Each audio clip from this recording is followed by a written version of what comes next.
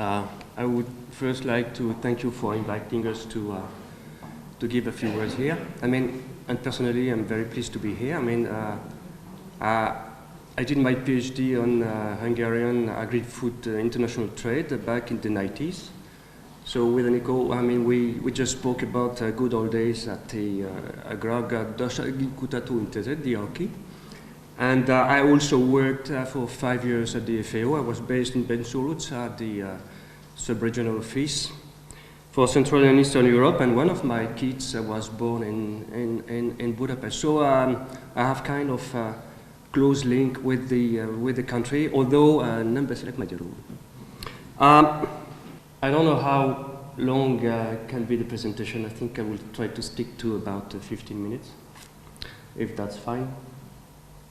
So I think that if you would have to retain a couple of buzzwords about my presentation, and I think that's also something which is important for BioEast, is strategic approach, long-term vision. I mean, trying to think in long-term, in a long-term framework.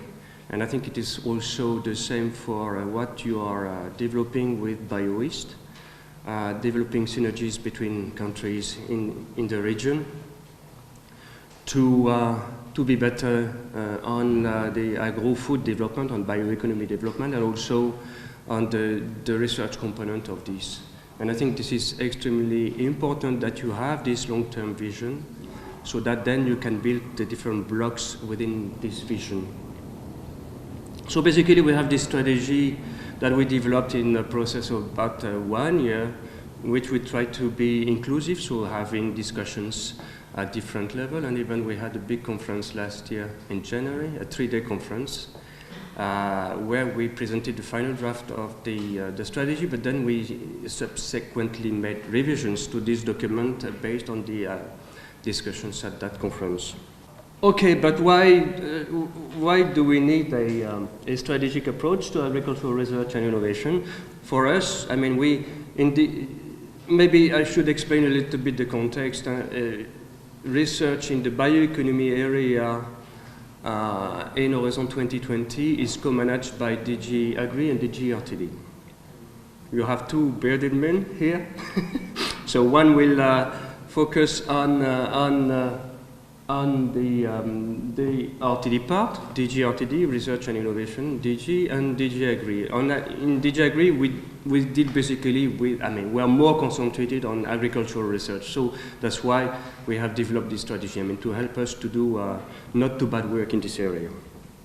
But I mean, more globally, why do we need to have a clear vision about what we want to do with agricultural research? I mean, here, you have a graph which shows the average global rate of growth of basic crops, rice, maize, wheat, and so on, and you see that there is decline of productivity equations. I mean, in the last decades, if you compare that with the years, I mean, 60 to the 90s. So you see that, I mean, for a certain number of reasons, I mean, we see that the growth of crop yields is decreasing. The rate of growth is decreasing. But on top of that, we have also other issues that are becoming more and more prominent. I mean, we have climate change. We have to deal with climate change. We have also questions related to biodiversity. We have also resource scarcities. Some of them coming from climate change issues, I mean, water management and so on. We have also the big question of food and nutrition security that we need to care for. So there is some place for using more knowledge in the sector to help us to cope with those needs. And in that, I mean, research plays a big role. I mean, here that's only about, again, agricultural output growth, which shows the contribution of total factor productivity in it. So you see that these bars, they show the total factor productivity. You see that what was production intensification, like irrigation, like input intensification, I mean, they now play a role which is much more smaller than in the past, and now, I mean, you see that total factor productivity plays a big role.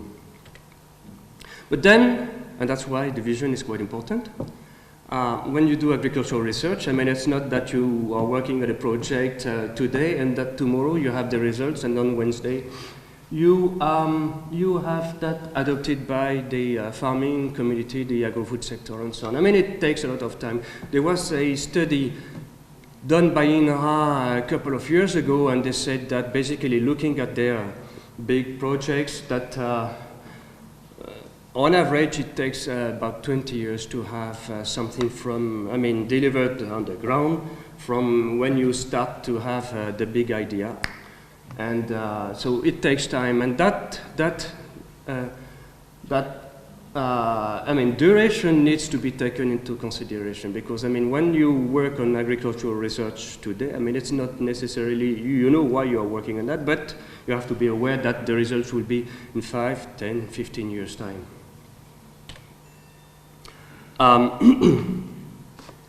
Here I have put some figures which show that I was saying before that there is no complacency for on agricultural research, no room for being relaxing on that. I mean, we had some warning a few years back, I mean about 10 years ago, I mean with the commodity food crisis in 2007 and 2008.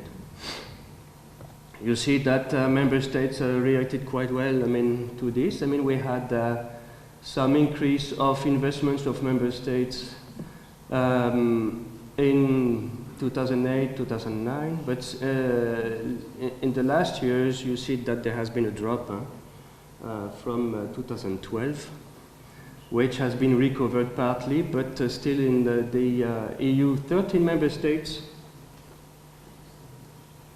yeah, you are still a bit low. So, of course, I mean, there are macroeconomic conditions that allow not to invest. This is public research, and to invest in public research. But of course, I mean, you need also to have a strong basis to invest your domestic resources also in the area. I mean, if you look at well, basically in the EU member states, they do 3.2 billion euros of agricultural research every year, and out of that 0.2 billion euros, I mean 200 million euros, come from EU 13.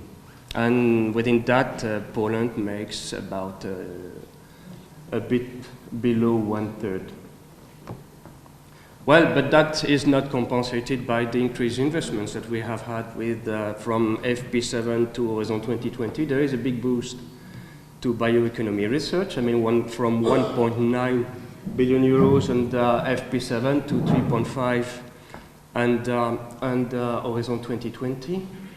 But that, of course, I mean, EU research, the framework program represents basically 10% of what is done at member states level. So we are not the big player here. So the increase at EU level does not compensate for the decrease at member states level.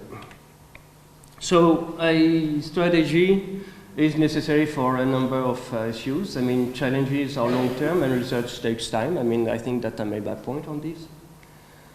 We need better articulation of the different policies that have an impact in the agro-food sector. I mean, in DG Agri, we take care of the CAP. I mean, that's no surprise to anybody here. We are known for the direct payment and rural development and so on. But we have also put our hand on a bit of research also with the idea to try to develop synergies between the two policies to deliver better on innovation at the ground level.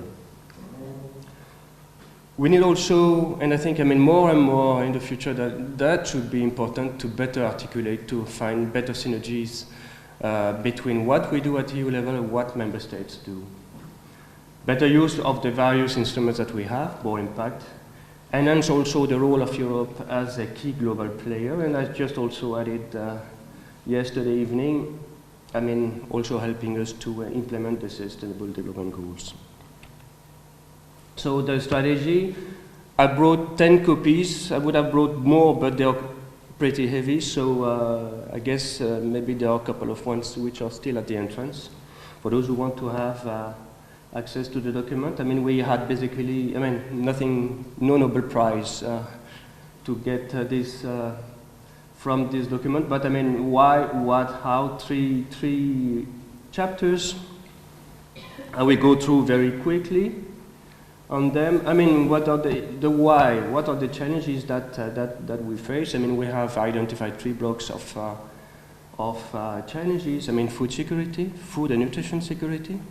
Of course, I mean, it's not just quantity of food which is important, but it's also, and it's more and more the nutrition part of it, and so that we have nutritional and healthy food provided to the consumers. We have the environmental questions, I mean, climate change, resilience, biodiversity, how we can maintain biodiversity in agro ecosystems, and we have also the need to cut off for sustainable economic growth and jobs in rural areas to come up with a resilient and sustainable farming and food systems. What priorities are we focused on? We have a nice scheme, 5 main priorities. The first one, which is on resource management, I mean, trying to find right compromises between improving productivity and taking care of the environment. So looking at resource management like biodiversity resources, water, soil, playing also a critical role, dealing with climate change issues in this area, and also trying to get more from the genetic resources that we have. Of course, I mean, healthy plants and livestock, that's a key question. I mean, you have, when you look at the plateauing of yield, crop yields, I mean, you have also within the explanations that you have to explain this plateauing of yields increase, you have climate change issues, you have maybe also change of agricultural practices, but you have also the pressure from pests and diseases, and this is a constant fight that we have. I mean, here there is clearly no complacency, no room for relaxing. I mean, we have to invest all the time in this area, and we have also to make sure that what we deliver to the consumers is safe from residues of pesticides and so on. So we have also to try to see how we can decrease the pressure of pesticides and decrease also the questions related to antimicrobial resistance. And we have a third priority which look at integrated ecological approaches from farm to landscape, which tries to integrate from the first 2 priorities and which also looks at how we can better use ecosystem services delivered by nature, by agro-food, by agro-ecosystems to farm production. Then we look at new openings for rural growth. We look at how we can boost the development of food and agro-food and food and non-food supply chains in rural areas, with having in mind a kind of a territorial approach to this. I mean, this is something which is very pertinent, for instance, when you look at circular economic conditions, when you want to push the circular economy. And then a 5th priority, which is about human and social capital. And here we look at those aspects, I mean, skills, competencies of individuals in rural areas, but also how we can boost research and innovation, I mean, in terms of policies. I mean, how we can do better with research and innovation. That's where, in this priority, that we provide some of the instruments that we have developed to implement the, maybe I hope you know it, I mean, the European Innovation Partnership in agriculture, the so-called EIP Agri. I have noticed that there is a website here in the ministry where the IP is all in Hungarian. I mean, congratulations. That's very nice to see this. We have also a range of cross-cutting issues. I mean, societal engagement, now you just can't do agricultural research without asking the society what it thinks about it. And especially when you develop the research agenda, this is something which is very important, not that easy to implement, actually. But at least we are trained. I mean, enabling sciences and infrastructure.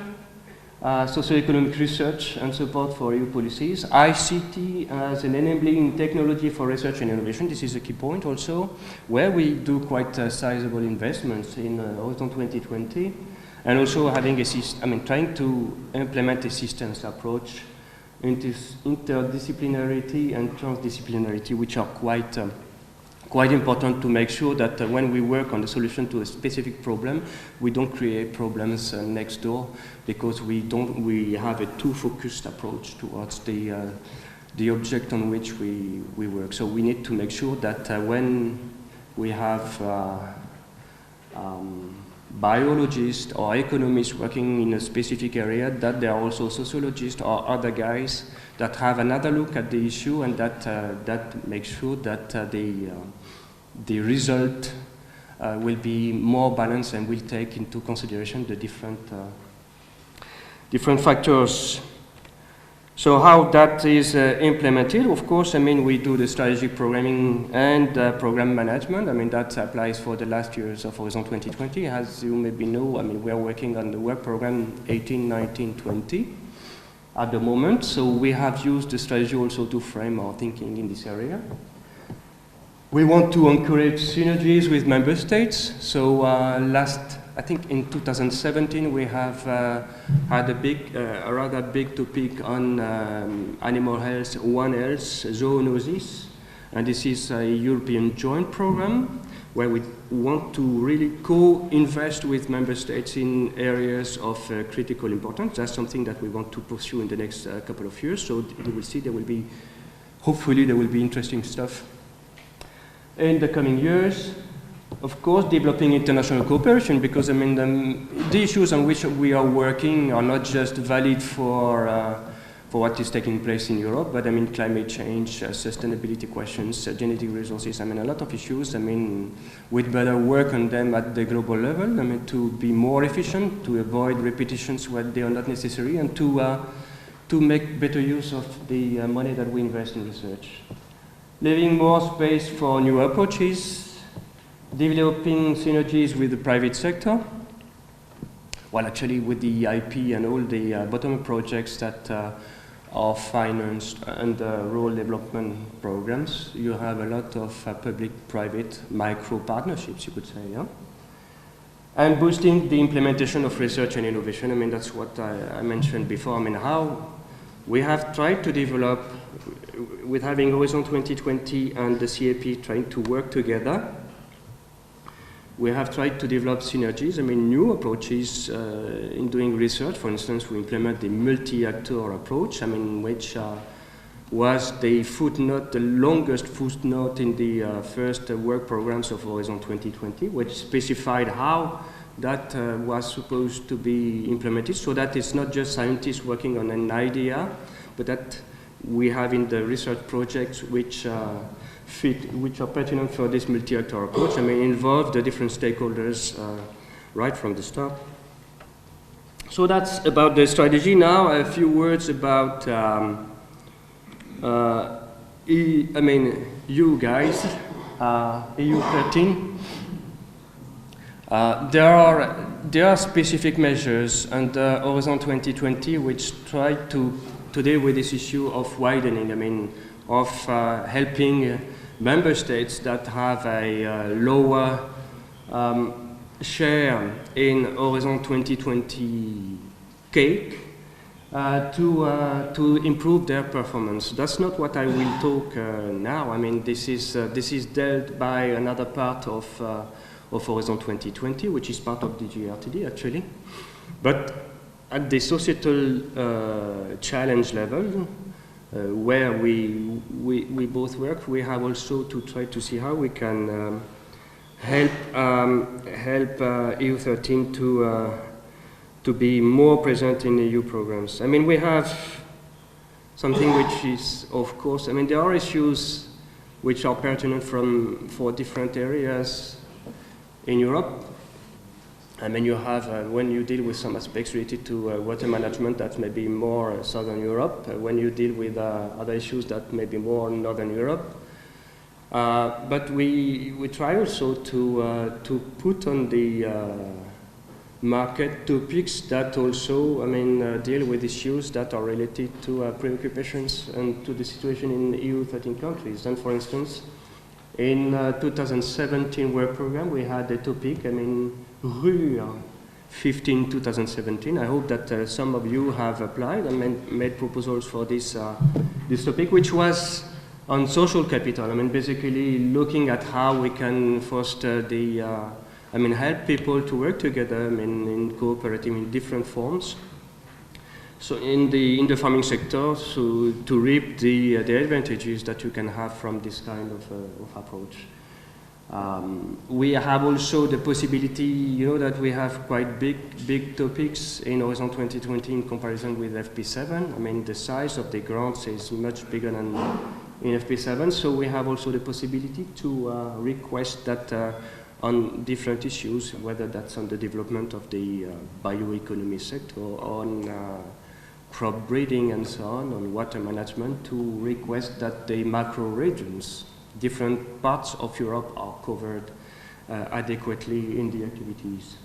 We also need to leave some room for bottom-up topics which leaves space also for teams that are relevant for EU 13. To implement the IP, we have the so-called thematic networks. That's something that we have financed since the beginning of Horizon 2020, and we intend to continue until the end of Horizon 2020, and maybe also after Horizon 2020, and Horizon 4040 or 6060, we will see. And here, that's also an area where some crops, some sectors like fruit breeding, for instance, could sneak into Horizon 2020 activities. And of course, there is the question of size of projects. We know that it's also a demand from a request from EU 13 to have also, big, small projects, so that with small projects also it is easier to get into the Horizon 2020. Here, there is something that we want to see how we could implement that in the next few years, is also to use cascading grants.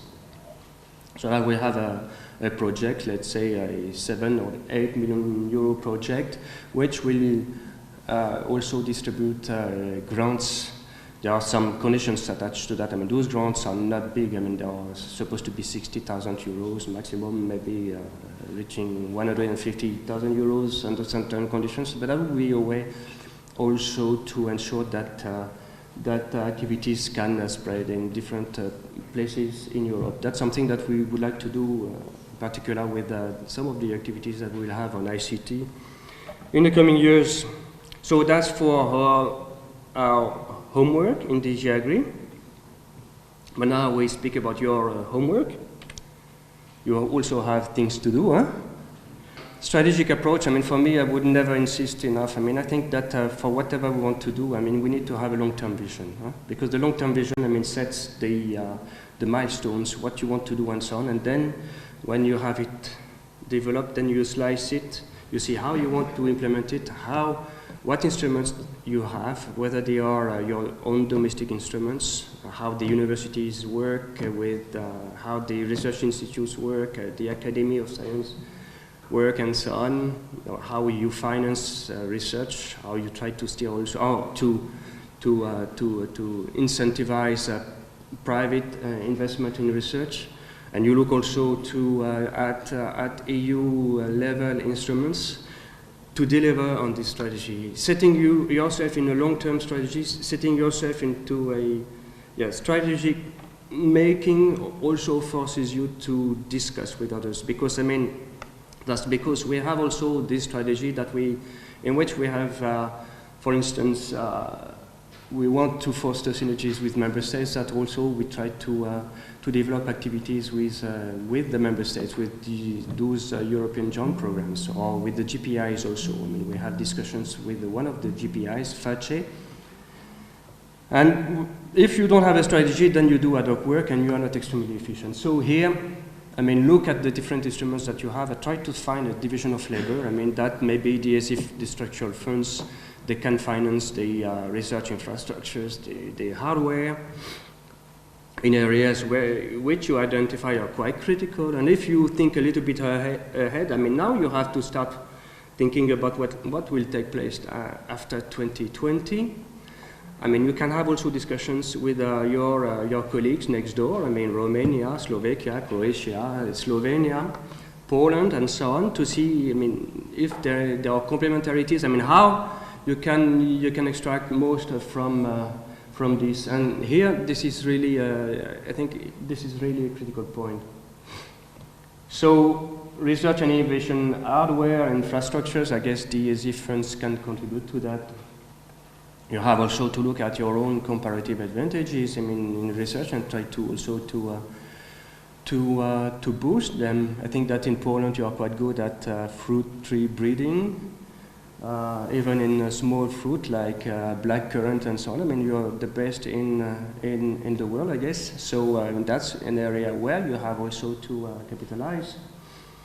There is a key question, I mean, for us with the EIP. I mean, if you read the EIP kind of good book, you see that we speak about networking everywhere, and I think it is a key point. I mean, boost networking of all actors that are involved in the area, whether that's ministries, officials, directors of institutes, researchers, and so on, the different stakeholders. This is really a quick question.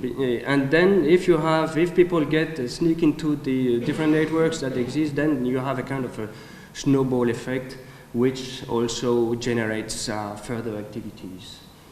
I mean, here you have also to think in terms of ecosystem. I mean, research and innovation ecosystem. And that's what we have tried to develop with the EIP.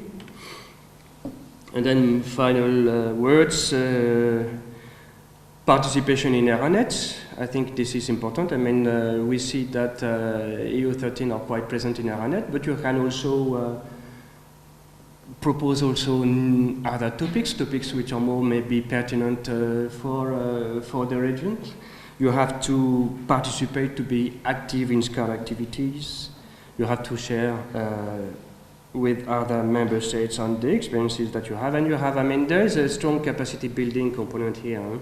You have different places, different universities. I have visited quite a few. I mean, they have a kind of a couple of people who provide support to scientists who want to make proposals to Horizon 2020. I mean, it's quite administrative intensive, and we at the Commission, we try to simplify as much as possible. And I think with Horizon 2020, there have been quite good results at that, but still you have to fill a number of papers or stuff like that. And it's nice if you have people who are quite experienced and can help you. I mean, with these funds, I mean, you can finance a lot of innovation support entities. I guess also with rural development money you can do that. And that's really a critical point, that you have key resource persons that can help people carry their projects. This is a sentence which I quite like. I mean, best time to plant a tree was 20 years ago. Huh? We are a bit late. Why? Because, I mean, it takes 10 or maybe 5, 10, 15 years before you can eat their fruit. So you had to do it 20 years ago, but the second best time, I mean, is now. And I think that with the discussions that you have with BioEast, I mean, that's you are planting trees that will deliver maybe before 20 years' time, but you are working for the long term, and I think it is very important. So many thanks for your attention. I hope I have not been too long.